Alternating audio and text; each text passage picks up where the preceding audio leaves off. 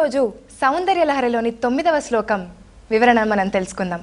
మహీమూలాధారే కమపి మణిపూరే హుతవహం స్థితం స్వాధిష్టానే హృది మరుతం ఆకాశముపరి మనోపి భ్రూమధ్యే సకలమపి భిత్వా కులపథం సహస్రారే పద్మే సహ రహసి పత్యా విహరసే. ఈ శ్లోకం అర్థం వివరించరా గురుగారు? ఇది సౌందర్య లహరిలోని 9వ శ్లోకం. ఈ శ్లోకంలో అమ్మవారు కుండలిని రూపంలో చేసే ప్రయాణ విధానాన్ని వివరించారు. శ్రీమాత్రే నమః. ఈ శ్లోకానికి వివరణ చెప్పడానికి ప్రయత్నం చేస్తాను. మహీం మూలాధారే కమపి మణిపూరే హుతవహం స్థితం స్వాధిష్టానే హృది మరుతం ఆకాశముపరి మనోపి భ్రూమధ్యే సకలమపి భిత్వా కులపథం సహస్రారే పద్మే సహరహసి పత్యా విహరసే. మహాశక్తి కుండలిని బిసతంతు తనీయసి అనే లలితా సహస్రనామ స్తోత్రంలో ఉంది. బిసతంతు తనీయసి అంటే తామరతువుడు కంటే అతి సన్నగా ఉన్నది. తామరతువుడే సన్నగా ఉంటుంది, అంతకంటే సన్నగా ఉంది అంటే కంటికి కనపడనంత సూక్ష్మ రూపం అన్నమాట. అమ్మవారి స్థూల రూపాన్ని 7వ శ్లోకంలో వర్ణించారు. మనం చెప్పుకున్నాం కొణత్కాంచీ దామ అని. అది అమ్మవారి స్థూల రూపం. మంత్ర రూపం ఉంది, అది అమ్మవారి సూక్ష్మ రూపం. కుండలిని రూపం అమ్మవారి సూక్ష్మతమ రూపం, బాగా సూక్ష్మమైన రూపం అన్నమాట. ఈ సూక్ష్మ రూపంలో కుండలినిగా ప్రతి ప్రాణి లోపల మనం కూర్చోవడానికి మూలమై ఆధారమై ఉన్న వెన్నెముక యొక్క ప్రారంభ ప్రదేశంలో ఉంటుంది. ఈ వెన్నెముకని గురించి కొన్ని మాటలు చెప్పుకోవాలి మనం. ఒక్క మానవ ప్రాణికి మాత్రమే వెన్నెముక నిలువుగా నిటారుగా ఉంటుంది. మిగతా అన్ని జంతువులకి వెన్నెముక అడ్డంగా ఉంటుంది. మెడ బాగా పొడవుగా ఉండే జిరాఫీకి కూడా వెన్నెముక అడ్డంగానే ఉంటుంది. అడ్డంగా వెన్నెముక కలిగిన వాటిని తిరియక్కులు అంటారు. అడ్డంగా వెన్నెముక ఉంది అనమాట. నిలువుగా వెన్నెముక ఉండేవాడు ఒక్క మానవుడు మాత్రమే. ఏమిటయ్యా నిలువుగా వెన్నెముక నిటారుగా ఉంటే కలిగే ఉపయోగం అంటే, ఆ వెన్నెముక ప్రారంభ ప్రదేశంలో దైవీ సంబంధమైన శక్తి అమ్మవారి కుండలిని అనే పేరుతో దాగి ఉన్నది. ఎలా ఉంది అంటే యోగశాస్త్రంలో చెప్పారు.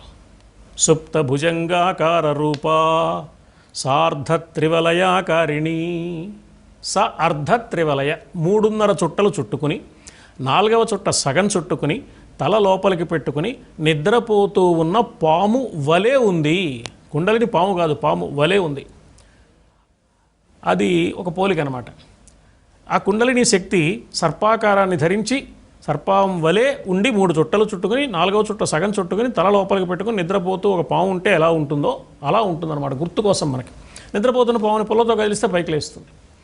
ఇప్పుడు ఈ మూలాధారం లోపల ఉన్న ఈ కుండలిని శక్తిని ఎవరు కదిలిస్తారు? మనం పీల్చే గాలి కదిలించాలి. మానవుడు పీల్చే గాలి లోపలికి వెళ్తోంది, మళ్ళీ బయటకు వచ్చేస్తుంది. మానవ శరీరంలో ఎన్నో రకాల నాడులు ఉన్నాయి. అందులో ప్రధానంగా వెన్నెముకలో ముఖ్యమైన 3 నాడులు ఉన్నాయి. కుడివైపున పింగళా నాడి, ఎడమవైపున ఇడా నాడి ఉంది. ఇడా వామ నిశ్వాస గోచర సోమమండల గోచర అని. దక్షిణే పింగళా నాడి వహ్నిమండల గోచర. వహ్ని అంటే అక్కడ భానుమండలం, సూర్యమండలం. పింగళా నాడి సూర్యమండలానికి సంబంధించింది. ఇడానాడి చంద్రమండలానికి సంబంధించింది. ఇడానాడి ఎడమవైపున ఉంటుంది, పింగళా నాడి కుడివైపున ఉంటుంది. మధ్యలో ఒక నాడి ఉంటుంది, సుషుమ్నా నాడి అని. యోగ సాధన చెయ్యని మామూలు వాళ్ళందరికీ ఏమవుతుంది అంటే, ఈ పీల్చిన గాలి ఈ నాడిలోంచి వెళ్ళి ఆ నాడిలోంచి బయటకు వెళ్ళిపోతుంది. యోగ సాధన కనుక చేస్తే ఆ మూలాధారంలో ఉన్న కుండలిని శక్తి దగ్గరకు వెళ్ళి అక్కడ ఆగి ఆ కుండలిని శక్తిని ప్రేరణ చేసి మధ్యలో ఉన్న సుషుమ్నా నాడి ద్వారా ప్రయాణం చేయిస్తుంది. ఈ మధ్యలో ఉన్న సుషుమ్నా నాడికి కులపథం అని పేరు, కుల మార్గము. కులము అంటే మనం అనుకునే క్యాస్ట్ కాదు. అసలు భారతీయ సంప్రదాయంలో ఆధ్యాత్మిక విజ్ఞానంలో కులం అనే మాటే లేదు. వర్ణం ఉంది కానీ కులం లేదు. కులం ఉంటే వంశం అనే అర్థంలో ఉంది. యదు కులం, ఇక్ష్వాకు కులం, వంశం అనే అర్థంలో ఉంది కానీ ఇవాళ కులం అనే మాట లేదు మనకి. ఇంగ్లీష్ వాళ్ళు కులాల పేరుతో దేశాన్ని విడగొట్టి ముక్కలు చేసి ఎక్కువ కాలం పరిపాలించాలని కులం మనకు అలవాటు చేశారు, కానీ కులం లేదు అసలు సంప్రదాయంలో, వర్ణమే ఉంది. ఆ వర్ణం చేసే పనిని బట్టి స్వభావాన్ని బట్టి వచ్చింది, కానీ పుట్టుకను బట్టి నిర్ణయించలేదు. ఇది భారతీయ సంప్రదాయంలో ఉన్న ఔన్నత్యం.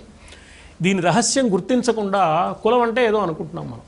ఇక్కడ కుల పదం అంటే మధ్యలో ఉన్న సుషుమ్నా మార్గం.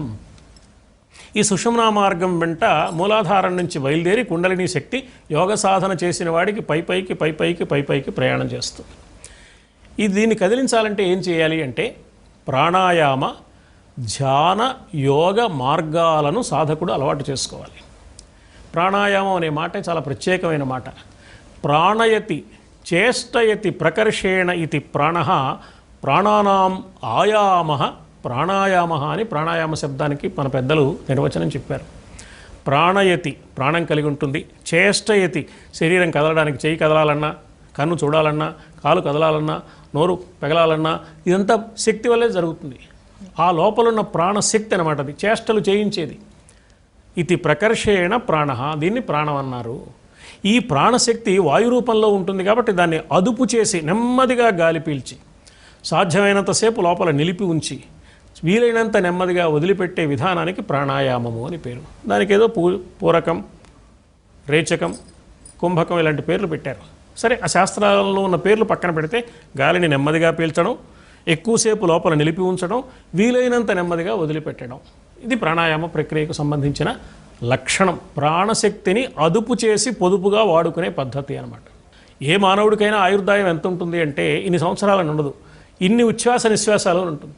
మనకు ఆవేశం వచ్చింది, ఎగ పీలుస్తాం వేగంగా, అంటే ప్రాణవాయువు శక్తి ఖర్చు అయిపోతుంది అన్నమాట, ఆయుర్దాయం